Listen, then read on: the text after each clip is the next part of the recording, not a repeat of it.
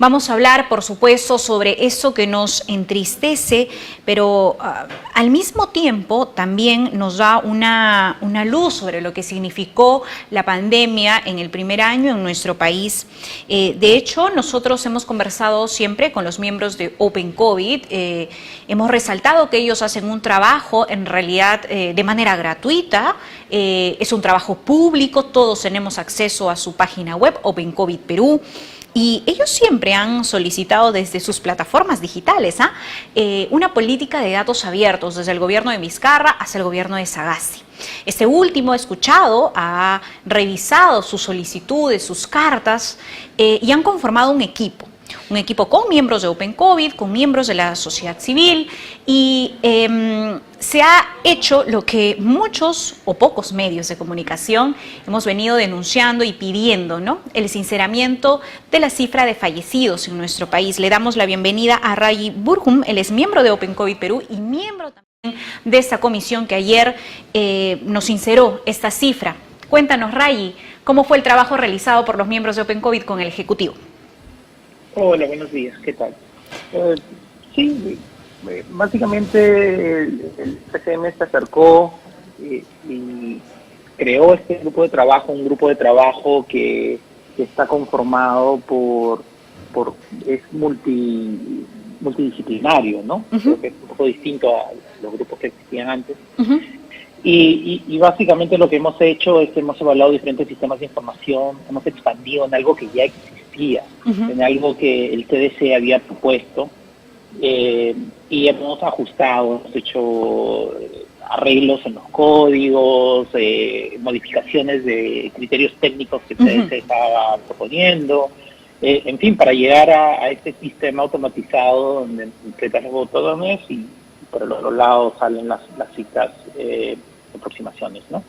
Rayi, ustedes han utilizado al menos 7 criterios, es la información que he podido revisar a través de las cuentas personales, lo tenemos en pantalla, lo vamos a colocar en breve, un cuadro que has publicado justamente en tus redes sociales sobre los 7 criterios. ¿Puedes explicarnos cada uno, por favor? Y en un lenguaje que te podamos entender, Rayi, ustedes realmente allanan el conocimiento tecnológico a la gente y justamente eso te pido en este momento también.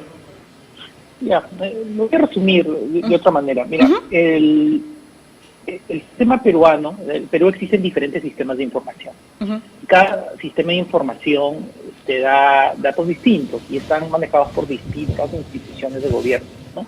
Entonces, uno de los sistemas que todos conocemos, que hemos estado utilizando bastante en Open COVID, es el sistema de defunciones nacional, INADEF, ¿no? Donde están todos los registros de defunción. Pero aparte de eso existen otros sistemas internos que no son parte de datos abiertos, que son parte del día a día del gobierno, del Estado, y como el NetLab, el NOTI, Ciscobit, ¿no? Y lo que hemos hecho es, hemos tomado unas recomendaciones del CDC y hemos ajustado eso, combinamos todos esos sistemas de información y luego lo que hacemos es tenemos una jerarquía de criterios técnicos que se han propuesto, ¿no? Entonces, el primer criterio, el criterio virológico, es lo que todo el mundo conoce, ¿no? Tienes una prueba PCR, lamentablemente esta persona fallece, pero ya se le había hecho la prueba PCR, la prueba molecular, entonces ya sabías que esa defunción es por COVID, ¿no? Entonces ahí pasa ese criterio virológico. Pero lamentablemente en el Perú no hemos hecho suficientes pruebas moleculares, ¿no? Lamentablemente el año pasado apostamos incorrectamente por estas pruebas serológicas.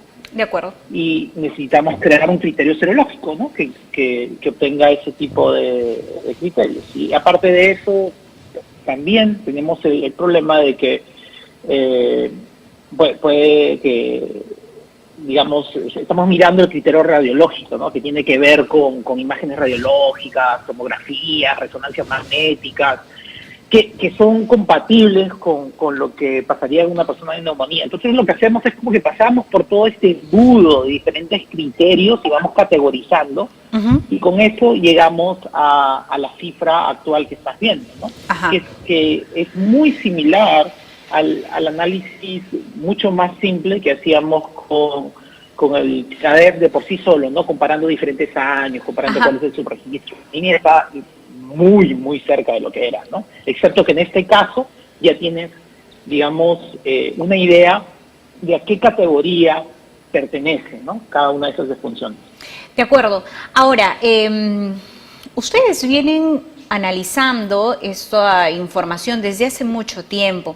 Yo recuerdo que un director de una empresa que se dedica justamente a hacer análisis estadísticos y demás, incluso lo debes conocer, el señor Carlos Lore de Mola, Rodrigo Parra, ya hablaban, sí, ¿no?, de un desfase en la cifra de fallecidos. Y cuando se le consultaba de eso al Ejecutivo, en el gobierno de Vizcarra no teníamos, Ray, acceso a las repreguntas. De hecho, este tema, allanarlo o resumirlo en una sola pregunta era complicado, ¿no? Para hacerlo en medio de la conferencia de prensa. Pero cuando se tocaba este tema decían, no, la fuente oficial es la del MINSA. No, el criterio para contar a los fallecidos es el que se utiliza en el mundo. Estábamos hablando de mediados del año 2020. Y luego continuó así, se hizo un sinceramiento, pero que incluso yo recuerdo, ¿no? Ustedes mucho criticaron porque no se adecuaba, digamos, a las características propias de nuestro país. ¿Qué tienes que decir sobre eso? ¿Cómo hace el mundo el análisis de datos de fallecidos? ¿Qué debió hacer el país? Bueno, ahora ya sabemos, ¿no? Luego del trabajo de ustedes, pero me gustaría saber también tu opinión sobre todo lo que ha pasado para llegar a esta cifra, ¿no?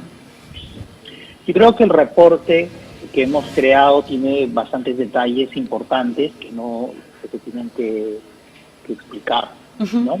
Nosotros hemos sido muy cuidadosos de incluir información importante en esos reportes. Existe, mi opinión personal, ¿no? Es, básicamente la pregunta es, nosotros hemos podido en un mes crear una propuesta, sí, unos criterios que se pueden correr cada media hora. Exacto. ¿No? Cada hora, ¿no? Se pueden actualizar de esta manera, o sea, tener cifras actualizadas cada hora, ¿no? Pero actualmente estamos decidiendo hacerlo diariamente porque pues hay un día epidemiológico, claro, hay un corte de epidemiológico allí, se hace diariamente.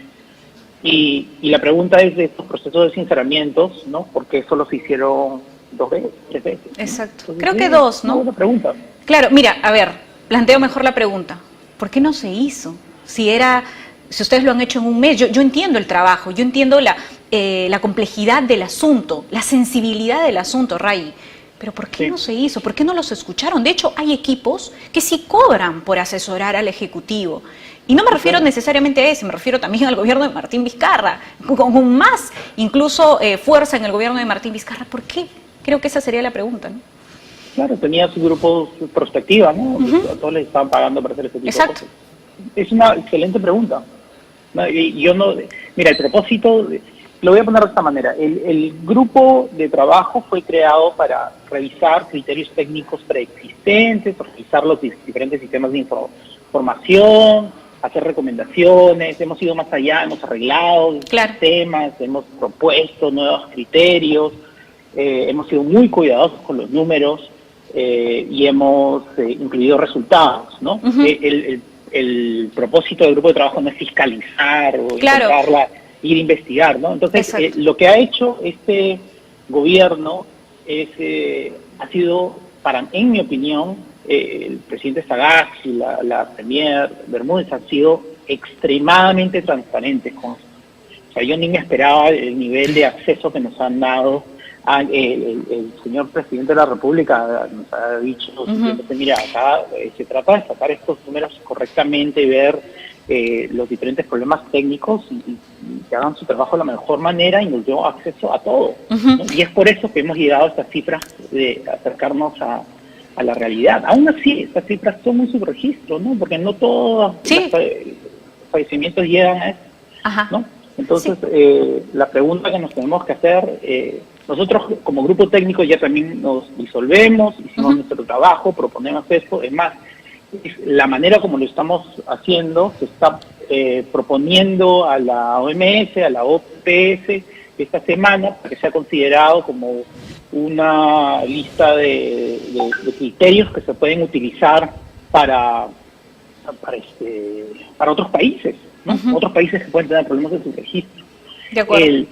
Pero ya nosotros hemos incluido toda la información necesaria y que pensamos relevante en ese reporte, y ya depende de otras entidades de leerlo con cuidado, ¿no? Y qué bueno que sea replicado, ¿no es cierto?, en otros países, y que este equipo, digamos, sea un ejemplo, ¿no? Porque estos problemas se presentan, por supuesto, en otros países también.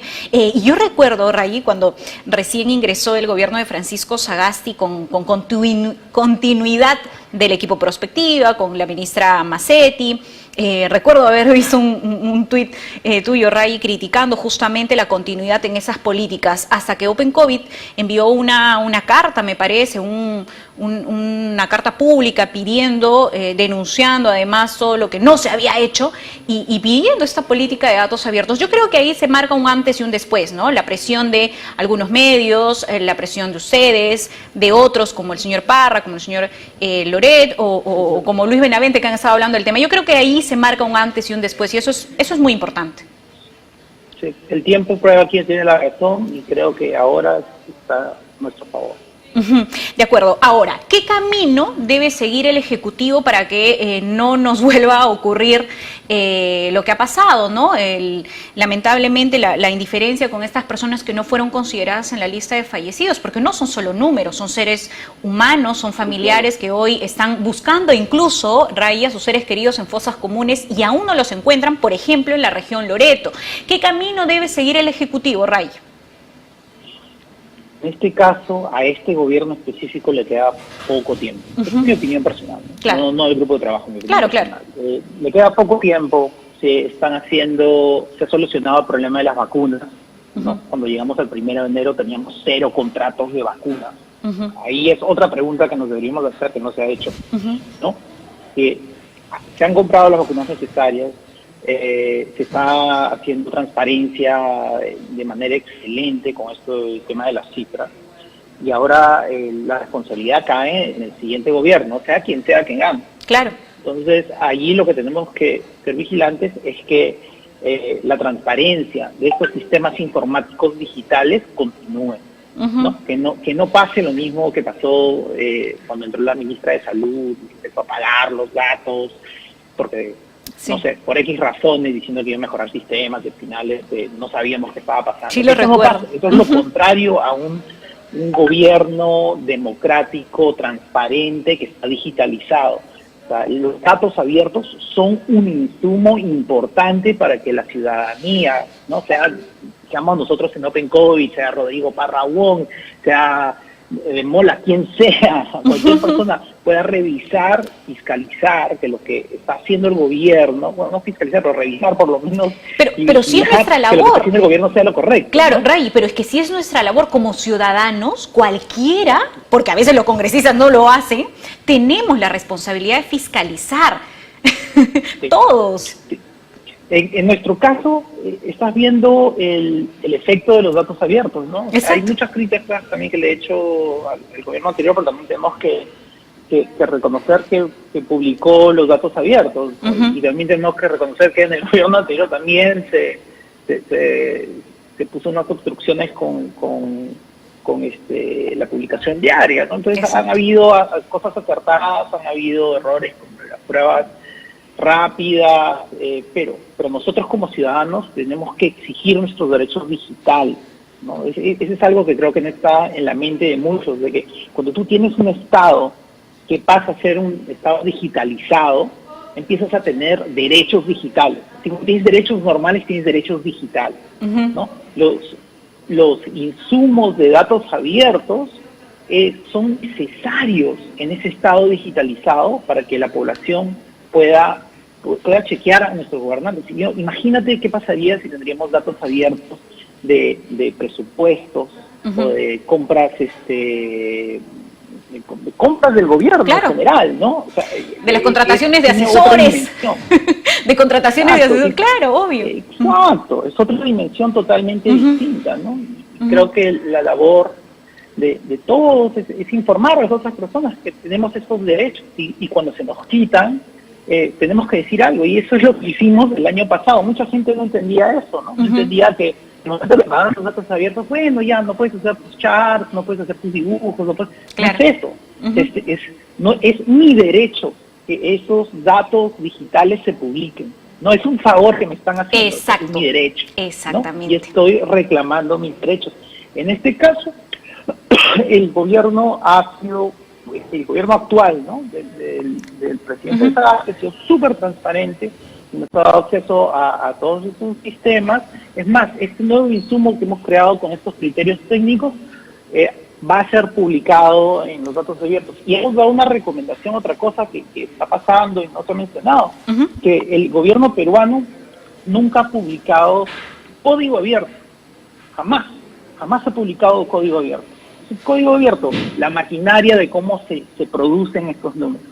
Y parte de la recomendación de este grupo es que el primer insumo de código abierto que sea publicado por el gobierno peruano, por el Estado peruano, sea parte del código que genera esto, para que haya full transparencia hasta de la maquinaria. ¿No? Ojalá. Ojalá que OMS también reaccione, porque OMS, digamos, ha perdido credibilidad, creo que a pulso, en todo este proceso que ha enfrentado el mundo con la pandemia. Y si bien es cierto, ustedes, porque además lo han dicho, creo yo bien, no son partidarios, eso también es hacer política, O sea, solicitar, exigir información pública que se transmita a la gente de manera fácil, que la gente lo entienda, es también hacer política y creo que todos debemos involucrarnos en esto, más allá de algún tipo de simpatía política por tal o cual candidato. Yo creo que es importante hacer política y se le debe exigir a ambos, a quien venga, lo que tú estás señalando, Ray. Sí. Ojalá que el siguiente gobierno continúe con la política actual, el camino que estamos viendo de transparencia digital, y es muy importante continuar por ahí. Excelente, muchísimas gracias, Ray Burgum, miembro de Open COVID. Mañana vamos a conversar también con tus compañeros para seguir ampliando más este tema. Gracias. Perfecto, gracias. Bien, a esta hora de la mañana, ¿qué les parece si relajamos la información, si recordamos que pasó un día como hoy? Pero antes, recuerde que Total es el lubricante número 1 de Europa y un importante actor energético. Está presente en 150 países, cuenta con más de 400 aplicaciones diferentes para el sector automotriz e industrial. Las pistas de los deportes de motor son nuestra pasión y laboratorio para probar y desarrollar productos de vanguardia con tecnología de punta. Por eso Total es el proveedor oficial de los equipos más prestigiosos del mundo y la preferencia de los principales fabricantes de equipamiento original. Total, el lubricante que recomienda el fabricante. Arranca tu día con el magazine más dinámico del Perú. Noticias, entrevistas, efemérides, política, espectáculos y todos los deportes, las eliminatorias al Mundial, la Liga 1 y la Champions. De lunes a sábado de 6 a 10 de la mañana por Willax Televisión y por TVO Radio 91.9 FM, la radio con fe. Los astros te serán propicios en TVO. Por Facebook, Twitter y YouTube. Suscríbete y activa las notificaciones. A veces es difícil elegir qué mascota tener. Gato. Perro. Gato. Pero para elegir tu lote, Facilote. Obvio. porque comprar tu lote es facilote. Elige cómo. Ingresa a terreno.pe o llámanos al 616-9009. Centenario.